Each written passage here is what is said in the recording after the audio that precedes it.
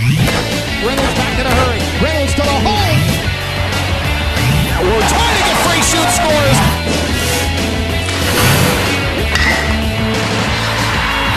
Takesha Granberry on target.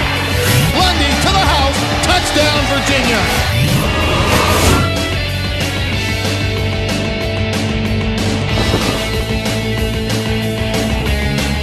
Cavalier Sports Weekly is presented by the Virginia Lottery, where all profits benefit Virginia's public schools grades K through 12. By clean, safe, reliable propane. Propane, exceptional energy. And brought to you in part by the Virginia Athletics Foundation, dedicated to providing scholarship, operational, and facility support for the Virginia Athletics Program. On this edition of Cavalier Sports Weekly, presented by the Virginia Lottery. He was my best friend when he was alive.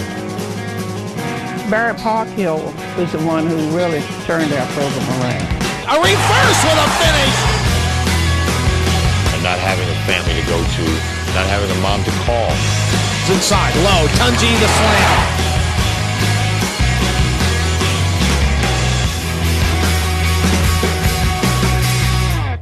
Welcome to Cavalier Sports Weekly. I'm Katie Gordon from the women's swim team.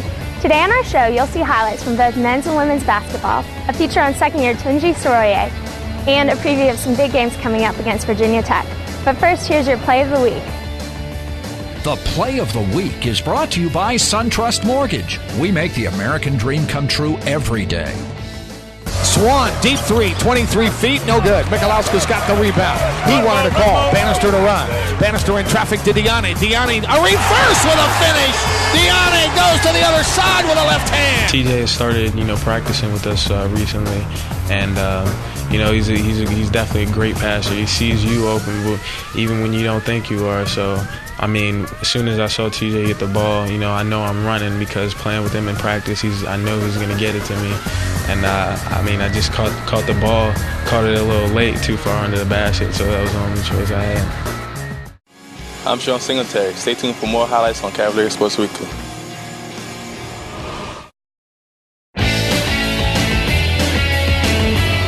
Welcome back to the show. Men's basketball hosted Florida State on Wednesday in an ACC showdown. Let's take a look at the game story. For on-demand Virginia basketball video highlights, visit virginiasportstv.com.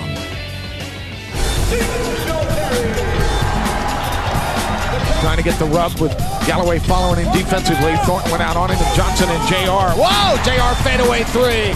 Whoa, JR pulled the trigger.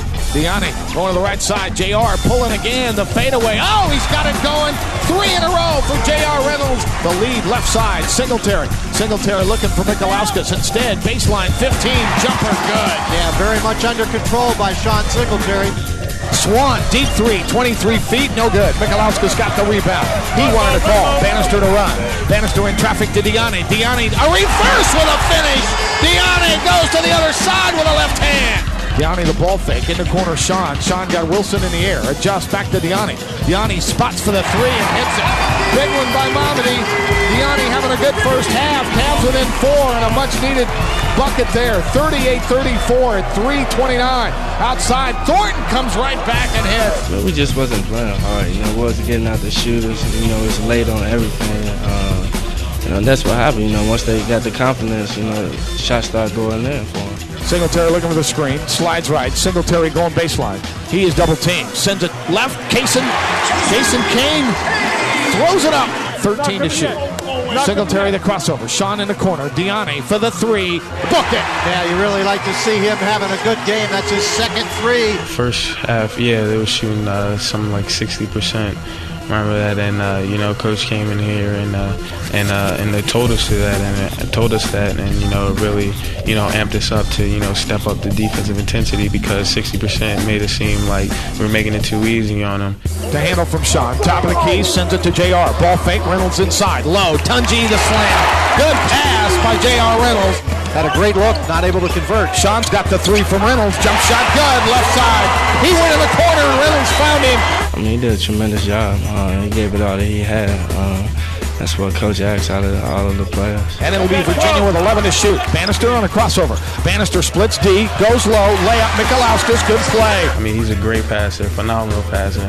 You know, I mean, as soon as he steps on the court, I mean, that's really somebody who makes the players around him better. It's going to help us out a lot. You know, once he start getting back in the groove of things, getting the feel of the games again, it's going to help us out a lot. It was Johnson, might have been Swan. Here comes Florida State. Isaiah Swan for the three, right side. Good. Isaiah Swan's fourth three, and it's a 63-62 lead. We didn't look like, in my estimation, that we had spent any time practicing defense. We sat behind the post. We gave up middle penetration. We didn't get hands up on shooters. You name it, we did it. 4 to shoot. Galloway with 3. Bangs inside, threw it away. Deani leads Singletary. Sean with a man on his hip. Singletary adjusts. Layup inside. Good. Yeah, he does a terrific job screening the defender with his body. Sean going left on a double team. Outside, Adrian, the open 3. Book it. Yeah, a nice little pick and roll. Sean looking to go right. Sean, stutter dribble, kicks in the corner, nope, stolen. Florida State the steal. Here comes Galloway for the tie, the layup good. Galloway to the other end, and Florida State ties it with a minute 17 on a 5-0 run, 77 all. We were up 77-72, and we started to get real vanilla. And ended up at the end of the shot clock having to watch Sean. Reynolds across the timeline with 8, with 7. Reynolds with 6, with 5. Gives it up. Joseph to Sean with 3, with 2. Kicks in the corner. Deani for the win. It's short. We've got overtime. I caught the ball, and, you know, I saw the defender coming out on me, and I had no choice but to shoot. No pump fake or anything, so I had to try to make a high-arcing shot over the defender.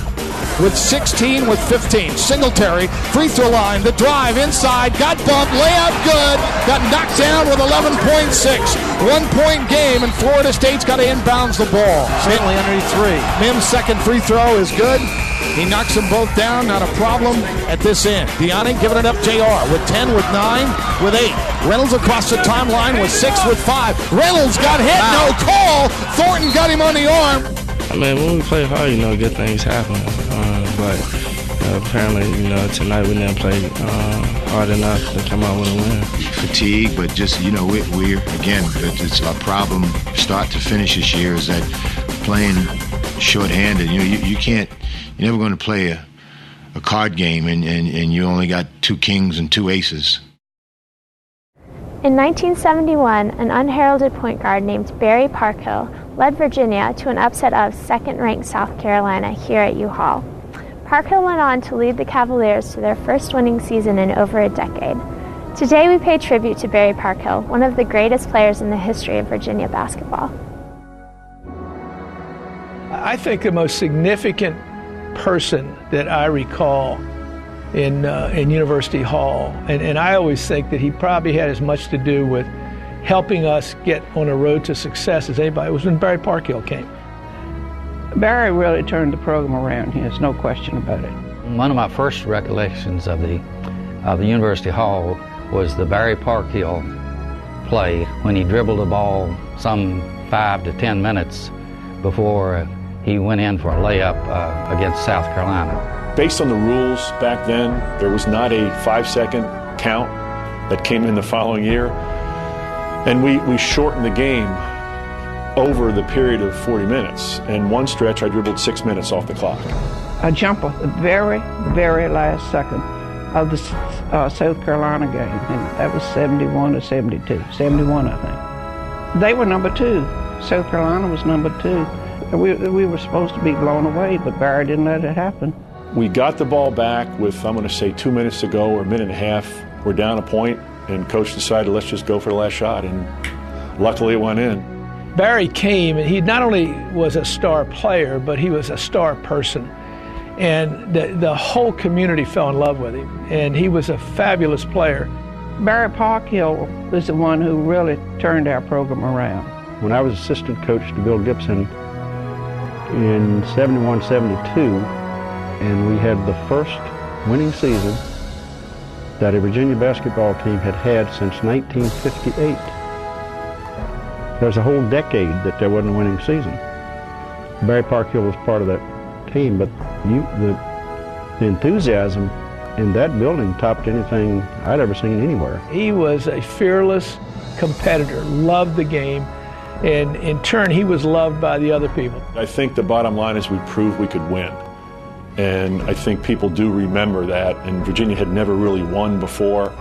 That's what we can take away, the players and coaches, that we won games in the ACC. We had winning records. We got into the top 20, the top 10, and kind of gave people a taste of what it would be like to have some success. I'm J.R. Reynolds, and I watch VirginiaSportsTV.com. Hi, I'm Brennan McGuire, and I watch VirginiaSportsTV.com. I'm trying to inspire you to play better. For exclusive all-access video of Virginia basketball, visit VirginiaSports.com and look for the links to VirginiaSportsTV.com. Coming up next. He was my best friend when he was alive. Sophomore Tunji Soroye was born and raised in Nigeria. Far away from his family, life in the States has been challenging. He's dealt with the death of his father and a strange new culture. One of our fiercest defenders, Tunji has stayed focused and quickly become a team and fan favorite. Tunji Soroye is your Student Athlete of the Week. The Student Athlete of the Week is presented by the Virginia Lottery. In 2005, the Virginia Lottery contributed a record $423 million to public schools throughout the Commonwealth. People don't know much about me because I started basketball. I started playing so late. I started like 5 years ago. The scouts for Denver Nuggets called my side. He's from Nigeria too. Told my coach, my high school coach, about me. So my high school coach came to Nigeria to see me play. And he came down and he took me to the embassy because it's kind of hard to get out of Nigeria then. So he took me to the embassy. Luckily for me, it was easy. So I got a visa. And that's how I came down here. And I think the thing when you get international student athletes is that they come with a high level of appreciation for being here because they've gotten themselves involved with a much better situation than they had at home.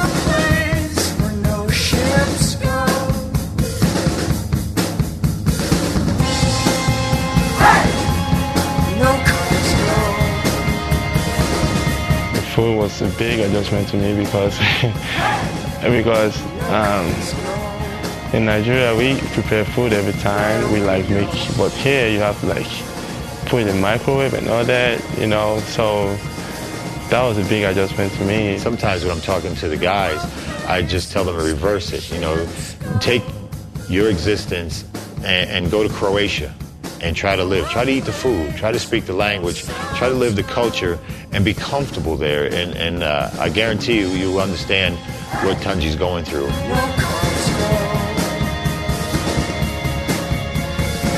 When I was living in Nigeria, I couldn't believe I would leave my mom and my brother and my sister behind because we did everything together.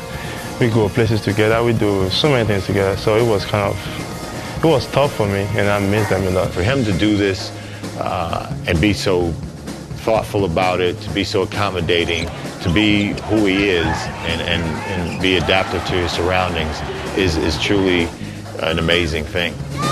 Go, go!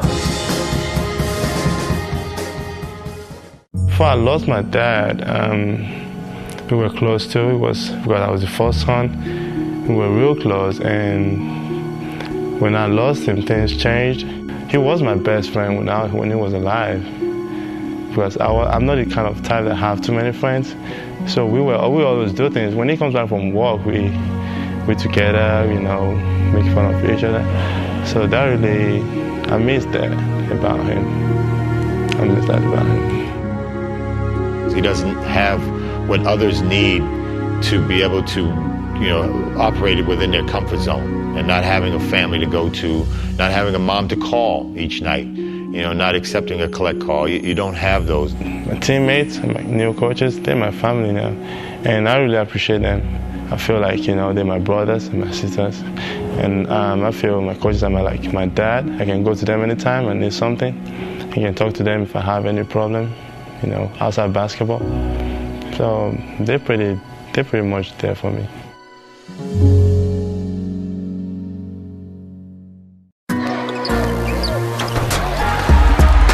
From the strides he's made just from seeing him play this summer and up till now. You know, he's definitely made great strides, and from watching some of the games last year and knowing he's playing basketball for so little, I mean, everybody's just wondering, you know, how far will he come? When will it stop? You know, he has great potential. If I go back and look at film, even from practice in October, November until now, you'll see the difference. And hopefully by the end of the season, you'll see even more, and ultimately next year and times to come, you'll see even more expansion in his game. I think I've improved a lot, skill-wise,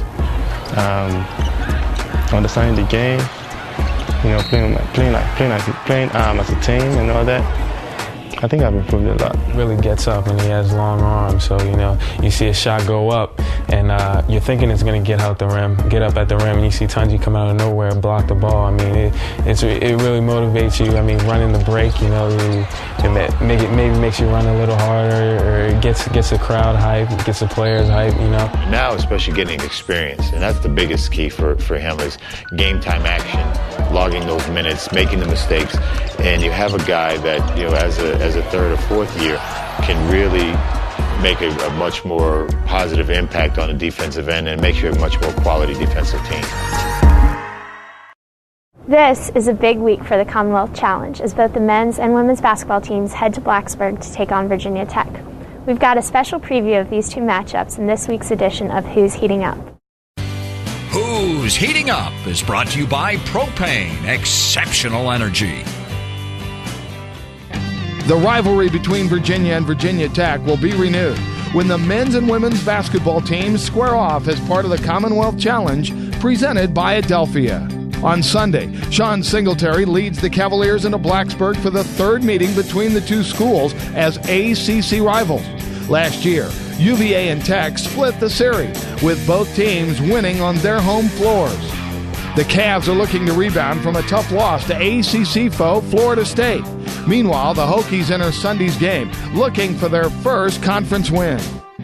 The women's team takes the court the next day to face a Virginia Tech squad ranked in the nation's top 25. Virginia has won 27 of the 35 meetings with the Hokies, including a regular season sweep last season. Debbie Ryan knows continuing such success will not be an easy task.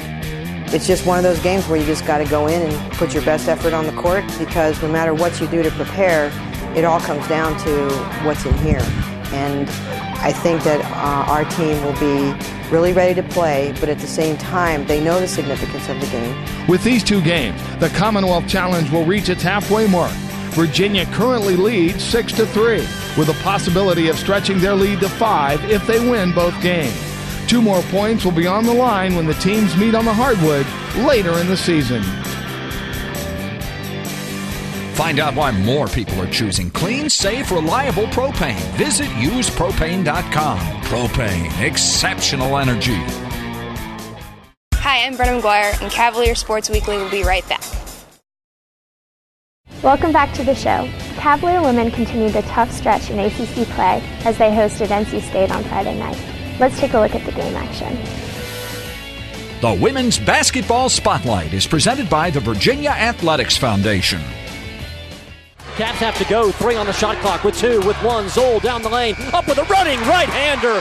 Bank it good off the square. A double pump shot by Charnay Zoll. Cavs have to hurry again. 7 seconds on the shot clock. High pick and roll. Zoll driving left to McGuire in the corner. The 3! Splash for Brenna McGuire. And she gets a high five from Charnay Zoll. 11-10 Virginia at 12:45. NC State basketball with McDowell. Pump faking around Littles. Pulls up. Pop 16-footer. Rattling good for Billy McDowell. Her second field goal. And now back out to Zoll. Cavs now have to work the half-court offense with 8 to go. High pick and roll. Zoll around Littles. Inside, running right-hander. Bank it good off the square, and a foul. Shooting just 8 of 21 with 9 turnovers, or hanging around. Down just 4 points. Here's Key knifing down the lane. The kick out to Pope. Extra feet in the corner. McDowell for the 3, and the answer. Bottom for Billy McDowell, who's already in double figure. Ashley Key dragging the dribble down the left side. Throws it away, trying to post Whittington. Granberry cheating with help and stole the ball. Here comes Zoll, 3-on-2. Charnay kicks out to McGuire. Lock and load for the 3. Bingo for Brenna. A tie game at 27. We still didn't solve the problem of Billy McDowell, and we tried to settle it at halftime and just didn't do a very good job of it. We just did not step up in the halftime, after halftime, and she gets 2 threes right off the bat. And here comes Pope, right-handing to McDowell. Billy McDowell wide open, lock and load 3. Bullseye for McDowell. 5 threes for Billy McDowell. Now Collins, the kick out to McDowell, steps in, pops a 16-footer, missed it short, but Sasha Reeves is right there to counter the offensive rebound. Now the skip to Stockdale to lock and load the 3. It's good. Rachel Stockdale, her second 3 of the contest. Timeout, Debbie Ryan at 11:31. We just were not on our defensive game tonight, which is unusual because this team is second in the country on defense in the defensive end. We're like leading the ACC in 3-point percentage defense. So, it's unusual. I'll have to look at it and see where our problems are. Sarden plays high screen and roll with Littles. Now drives left, kicks out to Grenberry to lock and load the 3. Bullseye for Takesha. Billy McDowell fires the skip pass. Ashley Key wide open, pops the 3. Bingo, and NC State has pushed the lead back to 10. They do a good job of responding to things they're not doing well from the start. So I think they'll respond really well on Monday night. I think we'll be ready to play. Thanks for watching Cavalier Sports Weekly. ACC basketball action continues this week as the men host North Carolina on Thursday and the women take on Maryland on Friday.